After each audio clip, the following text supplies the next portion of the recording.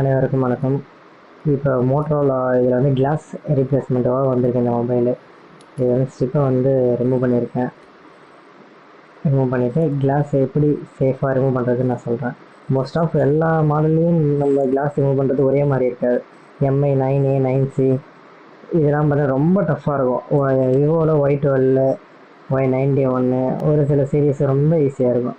ஆனால் மோட்டரோலா பார்த்தீங்கன்னா அது கொஞ்சம் ரொம்ப டவைட்டாக தான் இருக்கும். ஓகேங்களா, பாருங்கள். ஒரு ஷார்ப்பான நைஃப் எடுத்துகிட்டு கிளாஸு அடியில் உடஞ்சிருக்கு. ஆனால் வந்து இந்த இடத்துல கொஞ்சம் உடையாமல் இருக்கும்.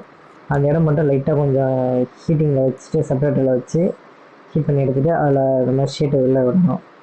ஓகேங்களா, ஃபஸ்ட்டு ஷீட்டை வெளில விட்டுட்டு கொஞ்சம் எட்டக ஷீட்டை பிடிச்சிக்கிட்டு ஷீட்டை மட்டும் கொஞ்சம் ஷேக் பண்ணணும்.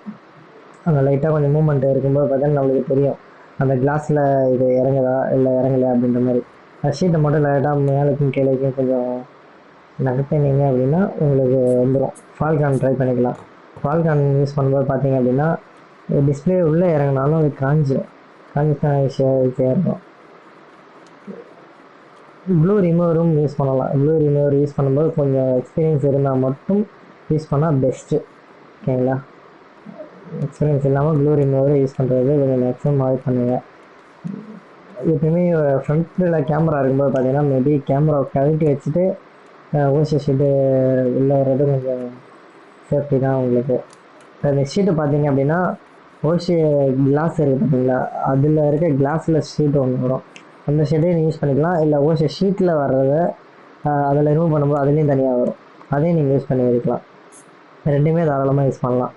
இல்லை ஃபால்கான் நான் யூஸ் பண்ணுறது ஃபால்கான் தான் யூஸ் பண்ணுறேன்.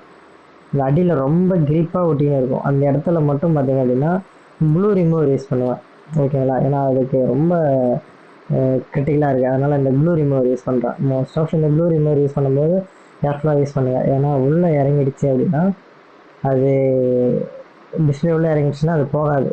காஞ்சிச்சுன்னா உங்களுக்கு அதேமாரி திட்டுக்கிட்டால் தெரியும் உங்களுக்கு டிஸ்பிளேயில்.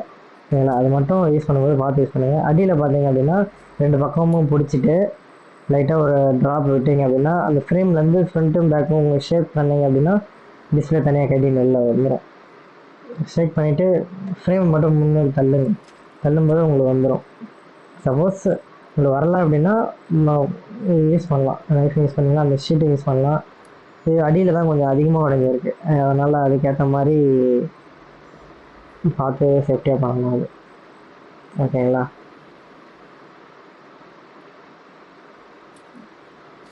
மேக்ஸிமம் அடியில் வந்து ப்ளூ வைக்கிறது ரொம்ப கேர்ஃபுல்லாக வைங்க. கேர்ஃபுல்லாக வச்சா தான் பெஸ்ட்டாக இருக்கும். இல்லை அப்படின்னா உள்ளே இறங்கிச்சுன்னா டிஸ்பிளே பிளாங்க் ஆகிடும். ஓகேங்களா, இப்படிதான் ஒன்று நம்ம எடுக்கிறது கொஞ்சம் கேர்ஃபுல்லாக எடுக்கணும். ஏன்னா இதுவும் ஒரு பார்ட்டு தான். இது சர்வீஸ் தெரியும் போது இதுவும் மஸ்ட்டு தான்.